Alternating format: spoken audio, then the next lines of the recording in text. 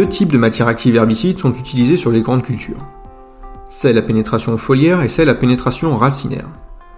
Pour les foliaires, directement appliquées sur le feuillage, il est facile d'optimiser l'efficacité par de bonnes conditions de traitement ou l'utilisation d'adjuvants adaptés. Pour les racinaires, c'est un peu plus compliqué car ces matières actives ne sont pas absorbées directement par la plante. En effet, elles sont appliquées sur le sol, se solubilisent dans l'eau et sont ensuite absorbées par les racines.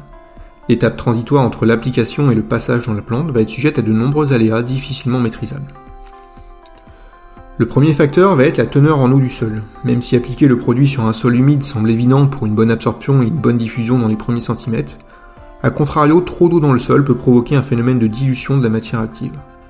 Concrètement, plus la quantité d'eau du sol est importante et moins la matière active sera concentrée dans celle-ci. Il faudra donc que la plante absorbe davantage d'eau pour une quantité de matière active identique. Les matières actives herbicides vont être présentes sous deux formes dans le sol, en solution dans l'eau et absorbées sur le complexe argilo-humique. Absorbées ou adsorbées? Adsorbées car ces matières actives ayant une forte affinité pour la matière organique vont être captées par le complexe argilo-humique, mais une petite proportion va être larguée dans la solution du sol au cours du temps.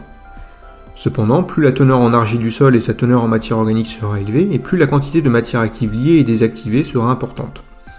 Concrètement, pour les sols argileux à plus forte teneur en matière organique, il faudra davantage de matière active pour une efficacité comparable à un sol sableux pauvre en humus.